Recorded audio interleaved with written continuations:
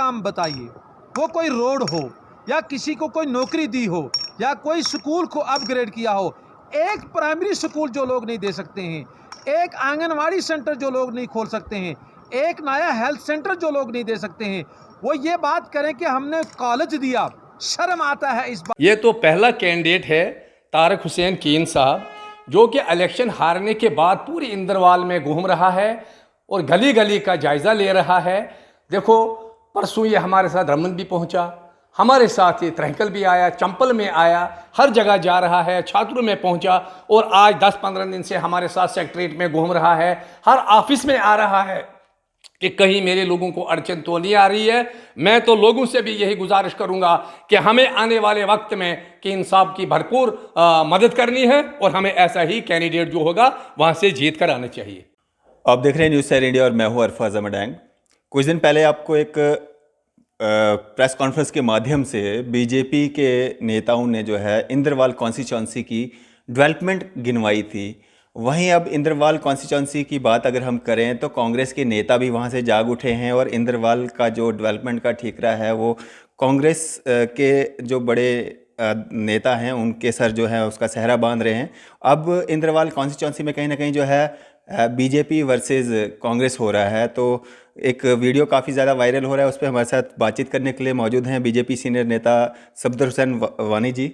इनसे बात करते हैं। सर, क्या कहना चाहेंगे, ये जो वीडियो वायरल हो रहा है जिसमें कांग्रेस के एक नेता जो हैं वहाँ के मुकामी नेता इंदरवाल कॉन्स्टिट्यूंसी के, वो ये दावा कर रहे हैं कि बीजेपी ने जो ये प्रेस कॉन्फ्रेंस के माध्यम से जो डेवलपमेंट के दावे किए हैं वो सारे खोखले दावे हैं और कांग्रेस ने ही सारी डेवलपमेंट की है और बीजेपी सब जो है झूठ और फरेब की राजनीति कर रही है, क्या कहना चाहेंगे? मैं सर सफदर हुसैन वानी हालिया ही बीजेपी में ज्वाइन हुआ हूँ। मैं कहरा का ही रहने वाला हूँ। मैं इस बारे में ये कहना चाहता हूँ कि जहाँ ये कांग्रेस के लोग ये दावा करते हैं कि ये सारी डेवलपमेंट हमने की है, लेकिन मैं अफसोस से इन लोगों को कहना चाहता हूँ ये ज़रा अपना नक्शा हमारे सामने पेश करें जो डेवलपमेंट इन्होंने की है। अगर इन्होंने ऐसी डेवलपमेंट की होती तो डीडीसी इलेक्शन में लोगों ने इनसे नफरत क्यों की, लोगों ने कस्में क्यों खाई कि अगर ऐसे लोगों को मैंडेट दिया जाए तो मैं तो कहता हूं इनकी तरफ से मुझे शर्म आती है ये कहने को।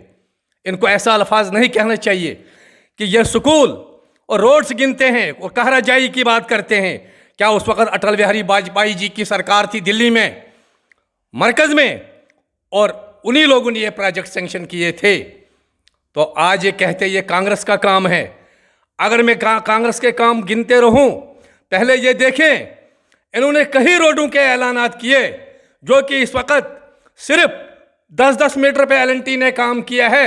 वो सिर्फ इलेक्शन ट्रेंड बनाया था। वही एलएनटियां अभी आज ही वहां जहां पे थी वही खड़ी हैं।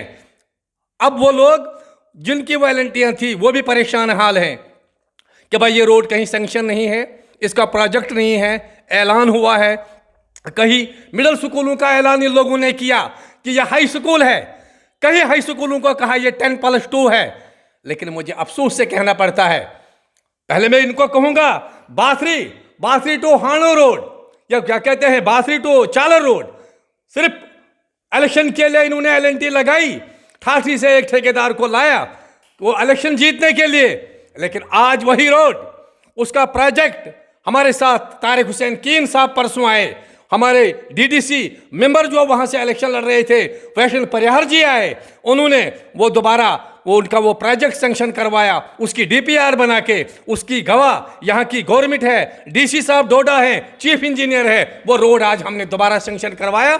और इसी तरीके से त्रहकल टू बन्नी मंदिर तक एक रोड 20 साल उन्होंने डंडोरा मचाया, लेकिन वो सैंक्शन नहीं हो रही थी। परसों केन साहब जब हमारे साथ आए, हम वहाँ गए और वो रोड त्रहकल टू बन्नी का, वो सर त्रहकल जो जिस त्रहकल गाँव में सर मैं रहता हूँ 10-12 साल हुए सर, वो रोड कहीं कागजों में नहीं था, बिल्कुल नहीं था। कभी हम डोडा गए, कभी ये स्टेट सेक्टर में है, कभी डिस्ट्रिक्ट सेक्टर में है। सर इसके कागज बनाते बनाते परसों हमारे कीन साहब, हमारे वेशन जी परिहार हमारे साथ आए, कोल साहब के पास रविंदर सिंह रैना जी के पास, उन्होंने दोबारा लेटर बना के सर त्रैंकल रोड को दोबारा प्रोजेक्ट सैंक्शन करके और पीएम जसवाई वालों के हवाले किया। और आज जनाब 2 दिन हो गए उसका वो क्या कहते हैं वो प्लान वगैरह सैंक्शन करके अब उसके टेंडर होने जा रहे हैं। मैं इन लोगों को, प्रेस रिलीज देने वालों को ये कहना चाहता हूँ कि कम से कम उनकी तरफ से मुझे शर्म आती है कहने को, ऐसा मत कहें। यह बताएं कि अगर आज तक हिंदुस्तान के अंदर कांग्रेस की सरकार थी, यह मुझे बताएं कि 200 से 500 वो पेंशन क्यों नहीं होती थी, आज वही पेंशन 1000 है। यह मुझे इसका जवाब दें कि वही हुकूमत हिंदुस्तान में थी, उनके पास 2000 रुपया एक महीने के, 1 साल के लिए 6000 रुपया एक गरीब को मिल रहा है, वो मोदी जी दे रहे हैं। क्या इनके पास पैसा नहीं था? बाकी ये कभी मजहब की बात करते हैं, कोई नहीं। मुझे बताएं कि अगर मनमोहन सिंह जी ने कोई जुमा वहां पढ़ाया तो मोदी जी नहीं पढ़ा रहे हैं, तो मैं ये कहूंगा, वरना मजहब की जात पर मनमाताएं। और हमारा आज ये पुख्ता इरादा है कि हमने रियासत जम्मू व कश्मीर में बीजेपी की सरकार बनानी है और रविंदर सिंह रैना जी को चीफ मिनिस्टर बनाना है, और हिंदुस्तान में भी हुकूमत बीजेपी की होगी और जम्मू कश्मीर में भी बीजेपी की सरकार होगी। मैं कीन साहब को मुबारकबाद देता हूं जिसने परसों हमें यहाँ एडवाइजर साहब से मिलाया। कई मसलों पे, कहीं आंगनवाड़ी, जब कुछ गाँव ऐसे हैं जहां भी कांग्रेस का कोई अपना वर्कर था वहां आंगनवाड़ी सेंटर दिया और उसी वर्कर की बेटी या औरत को वहां वर्कर लगाया। लेकिन हम गरीब लोग आज तक दर बदर की ठोकरें खा रहे हैं। जनाब, मैं कांग्रेस के अंदर रहा, मैंने कांग्रेस के अंदर काम किया है, मैं ये नहीं कहूँगा मैं कांग्रेस से नहीं था, लेकिन जनाब मैंने फिलहाल आज़ाद साहब के पास एस्टीमेट मेरे नाम पे जाने लगा और जब वापस आने लगा वो और किसी के नाम पे फंड्स आने लगी। सफदरवानी का जनाब तैजस पहुंच मकले में तो परसों आज़ाद, खैर हम आज़ाद साहब की हम उसको मुबारकबाद देते हैं, हमें भी अफसोस है आज़ाद साहब ने जो कारनामे किए हैं हम उनको रोशनात करते हैं, लेकिन जो आज़ाद साहब के आगे रखे हुए हैं खुदा ही अब वो वसाले सनम है, अब कुछ उनका हाल खुदा ही जानता है। मगर ये मत कहें वो लोग, ये वीडियो पे कहते हैं कि हम ईमानदार हैं। अगर वो लोग ईमानदार थे तो कम से कम वीडियो वायरल होती हैं, लोगों के दरमियान उनके खिलाफ क्या क्या बातें आती हैं। हमने इलेक्शन लड़ा डीडीसी का, हमने 2400 वोट वहाँ से लिया, लेकिन ईमानदारी का वोट हमने लिया, ऐसी बात नहीं है, और भी वोट ले लेंगे। लेकिन जैसे कीन साहब आज 10 दिन से और वैशन जी परिहर 10 दिन से हमारे साथ पूरे इंदरवाल का चक्कर लगा रहे हैं, जगह जगह काम कर रहे हैं, ये दावा करते हैं ना कि आने वाले वक्त में हम, ओ यार क्या कर रहे हो आप? पंचायती इलेक्शन की बात करो, तुम सरपंच आओगे या नहीं आओगे? क्या कर रहे हो जम्मू कश्मीर की बात? लोगों को आपकी नफरत हो चुकी है जो आपने कारनामे किए हैं। मैं इससे आगे कुछ कहना नहीं चाहता हूँ। अस्सलाम वालेकुम। चलें, ये थे हमारे साथ सफदर हुसैन वानी जी जो कि काउंटर कर रहे थे जिस तरह से कांग्रेस के एक नेता ने जो है बीजेपी की डेवलपमेंट के जो सच्चाई थी या जो दावे थे उसकी एक कोशिश की कि कांग्रेस ने जो है एक डेवलपमेंट की थी और बीजेपी जो है झूठ और फ्रेब की राजनीति कर रही है, उसको ये यहाँ पे काउंटर कर रहे थे। और कहीं ना कहीं इंद्रवाल कॉन्स्टिट्यूंसी की अगर हम बात करें, बीजेपी वर्सेस कांग्रेस जो है खुलकर सामने आ रहा है। फिलहाल आप देखते रहिए न्यूज़ 7 इंडिया, मैं अरफाज अमडैंग, कैमरामैन शाहनवाज के साथ। बड़ी अजीब सी बात है और बड़ी शर्म वाली बात है कि जहाँ तक ताल्लुक़ इंदरवाल की डेवलपमेंट का हो या चनाब वैली की तामीर व तरक्की का सवाल हो, यहाँ तामीर व तरक्की जो हुई है वो ग़ुलाम नबी आज़ाद साहब के ज़माने में हुई है। यहाँ की रोडें, यहाँ के हस्पताल, यहाँ के स्कूल और कॉलेज जो भी बना है वो कांग्रेस की सरकार में बना है। और ख़ास करके इंदरवाल की सरज़मीन इस चीज़ की गवाह है कि 2002 के अंदर जब सुरुड़ी साहब यहाँ के एमएलए बने और 2018 तक सुरुड़ी साहब यहाँ के एमएलए रहे, यही वो सुनहरा बाब है। रियासत जम्मू कश्मीर के अंदर सुनहरा बाब ये लिखा जाएगा इंदरवाल के बारे में। उससे पहले आपको पता है, मैं कहरा की बात करूं, पूरे इंदरवाल की बात करूं, यहाँ कोई स्कूल नहीं हुआ करता था जो मिडिल स्कूल से ऊपर था। यहाँ हाई स्कूल दिए, यहाँ कॉलेज दिए, यहाँ रोडें दी, यहाँ तहसीलें दी, यहाँ सब डिवीज़न दिए, यहाँ ब्लॉक दिए, यहाँ सीडी ब्लॉक दिए, यहाँ ट्रेजरी दी, यहाँ बैंक दिए। मुझे बताओ कि 2014 के बाद जब मरकज़ी सरकार में बीजेपी आई और रियासत जम्मू कश्मीर के अंदर भी मिली जुली पीडीपी के साथ जो सरकार बीजेपी ने बनाया, एक काम बताइए, वो कोई रोड हो या किसी को कोई नौकरी दी हो या कोई स्कूल को अपग्रेड किया हो, एक प्राइमरी स्कूल जो लोग नहीं दे सकते हैं, एक आंगनवाड़ी सेंटर जो लोग नहीं खोल सकते हैं, एक नया हेल्थ सेंटर जो लोग नहीं दे सकते हैं, वो ये बात करें कि हमने कॉलेज दिया। शर्म आता है इस बात को हमको सुन के, लेकिन बदकिस्मती की बात है कि उनको बोलते हुए शर्म क्यों नहीं आता है। ये यहाँ के जाई रोड देखो, काहरा टू जाई रोड जो गुलाम नबी आज़ाद साहब का और सुरुड़ी साहब का प्रपोजल था, यहाँ हमारे यहाँ से टांटा की रोड जो है वो कांग्रेस ने दी, काहरा से दुरहुट की रोड कांग्रेस ने दी, काहरा से जाई तक जो हमारा रास्ता जा रहा है ये कांग्रेस के दिए हुए लोग हैं। और वो लोग, उनको अपने किए पे जो गौर करना चाहिए।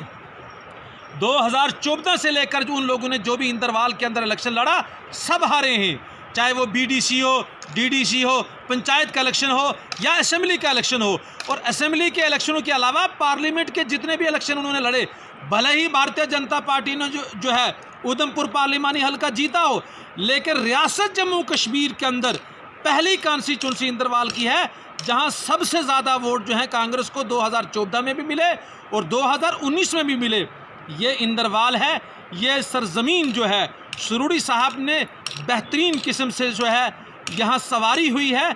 यहाँ बीजेपी का नाम लेना या बीजेपी के ख्वाब कोई अगर आदमी ये देखता है, ये उसके लिए भी शर्म की बात है और यहाँ के लोगों के लिए भी शर्म की बात है। मैं उनके उन दावों को कंडम करता हूँ और मुस्तरद करता हूँ, और मैं नहीं, यहाँ की आवाम ने 10 बार मुस्तरद किया है और आइंदा भी करेंगे। यहाँ की तामीर और तरक्की जो है वो सुरुड़ी साहब ने की है, आज़ाद साहब ने की है। और यहाँ इंदरवाल ही नहीं, पूरी रियासत जम्मू कश्मीर के लोग एक उम्मीद लगाए बैठे हैं, वो ये कि आने वाले वक्त में गुलाम नबी आज़ाद साहब यहाँ का चीफ मिनिस्टर हो और गुलाम मोहम्मद सुरुड़ी साहब, भले ही हदबंदी के बाद कोई भी कॉन्स्टिट्यूंसी बनेगी, लेकिन गुलाम मोहम्मद सुरुड़ी साहब आने वाले वक्त के रियासत जम्मू कश्मीर में बड़े पाए के जो है वो मंत्री बनेंगे। इनको कोई हरा नहीं सकता है। ये फजूल मश्क है, तो फजूल वो जो है अपने आप का वजूद कहीं ना कहीं कायम रखने के लिए कुछ बयानबाजी करते हैं। लेकिन हमें भी, और मैं पूरी आवाम से गुजारिश करना चाहता हूँ कि अगर आपको बीजेपी को पहचानना है तो आके ज़मींदारों से पूछिए, आके यहाँ कारोबारी लोगों से पूछो हाल क्या। पूरा हिंदुस्तान परेशान है, पूरा जम्मू कश्मीर परेशान है। इस नाम पे कि हमने कौन सी गलती खाई, तो मैं समझता हूँ कि ये इनके जो दावे हैं ये खोखले हैं, बेबुनियाद हैं, और इनको लगता है कि पार्टी के अंदर इनके हालात तंग हो चुके हैं। इनके दावे हमेशा जो है पार्टी के अंदर जो है साबित नहीं हो पाए, आवाम ने मुस्तरद किए हैं। वो अपने आप को बचाने के लिए मुझे लगता है कोई दावे करते होंगे, इनमें कोई दम नहीं है और हमको इस पर कोई ध्यान नहीं देना चाहिए। यही मैं आज आपके माध्यम से जो है पूरी आवाम को कहना चाहता हूँ, वरना और कुछ भी नहीं होने वाला यहाँ पे। बहुत बहुत शुक्रिया।